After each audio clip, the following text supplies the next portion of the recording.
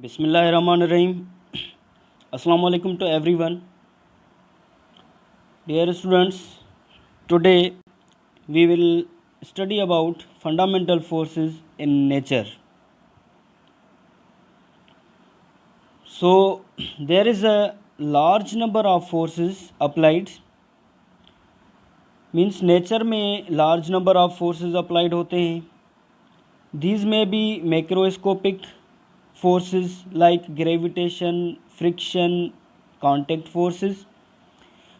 वो macroscopic forces हो सकते हैं जैसा कि gravitation, friction, contact forces and microscopic forces like electromagnetic forces and inter atomic forces. और वो माइक्रोस्कोपिक फोर्सेस भी हो सकते हैं जैसा कि इलेक्ट्रोमैग्नेटिक फोर्सेस और inter atomic forces. But all these forces arise from some basic forces known as fundamental forces.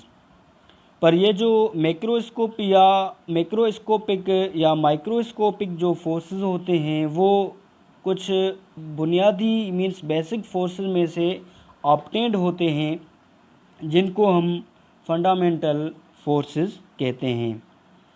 So dear students, there are 4 fundamental forces found in nature.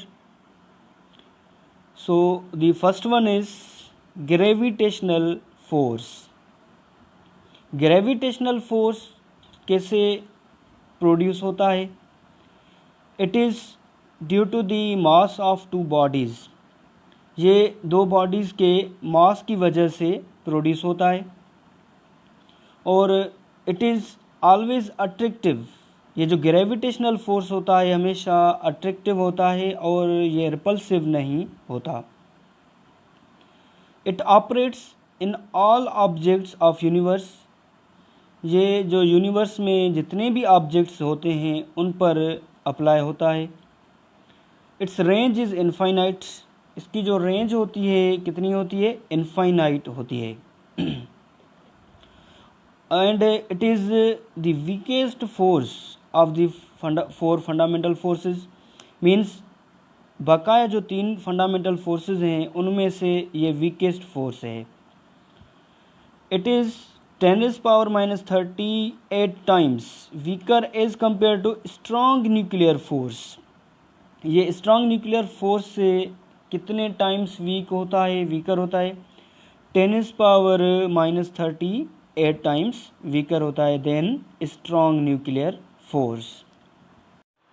The second one is electromagnetic force. Electromagnetic force कैसे produce होता है?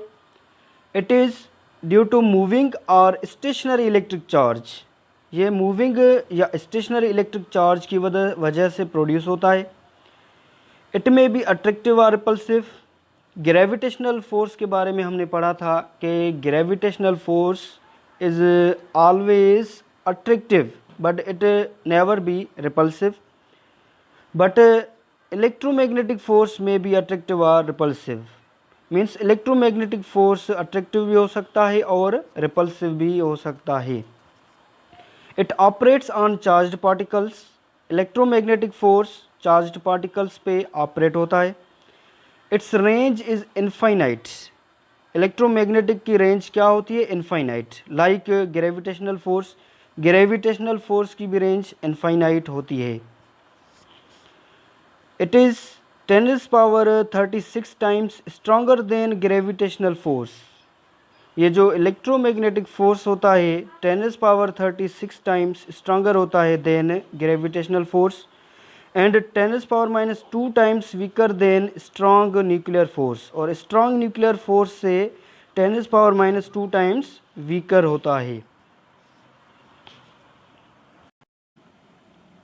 The third one is strong nuclear force.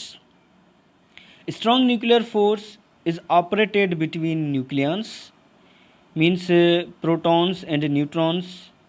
ये nucleons में operate होता है. It may be attractive और repulsive. ये भी अट्रैक्टिव या रिपल्सिव हो सकता है.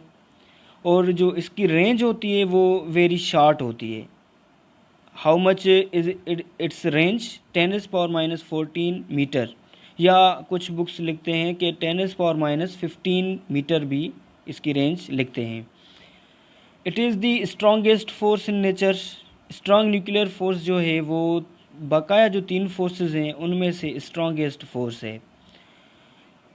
It is the strongest of all fundamental forces, means जो रिमेनिंग 3 है उनमें से ये स्ट्रॉन्गेस्ट फोर्स है।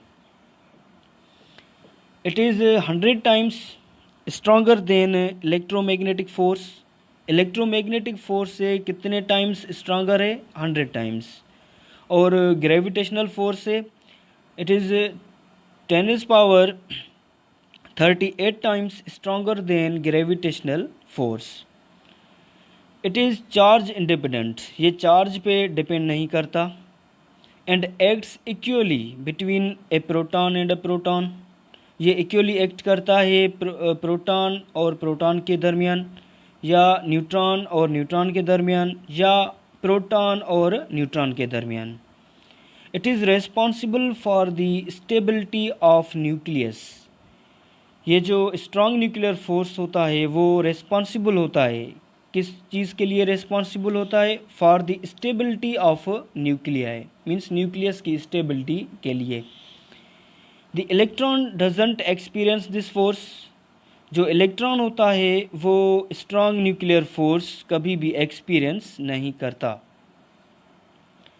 The fourth one force is weak nuclear force. Week nuclear force is operates in elementary particles like electron and neutrino। Week nuclear force जो होता है वो ऑपरेट होता है किसके दरमियान? इलेक्ट्रॉन और न्यूट्रिनो के दरमियान। It appears during radioactive beta decay, जब रेडियो एक्टिव बीटा डिके होती है तो वीक न्यूक्लियर फोर्स अपीयर होता है। It has very short range of 10⁻⁻14 metre, और कुछ बुक्स 10⁻⁻15 मीटर भी लिखते हैं। It is 10⁻⁻13 times weaker than strong nuclear force, ये स्ट्रॉन्ग न्यूक्लियर फोर्स से कितने टाइम्स वीक होता है? 10⁻⁻13 टाइम्स वीकर होता है than strong nuclear force. So dear students, that was about fundamental forces। अगर मेरे लेक्चर्स आपको अच्छे लग रहे हैं तो please subscribe my YouTube channel, और उसके साथ मेरे वीडियोस को लाइक भी करें और शेयर भी करें।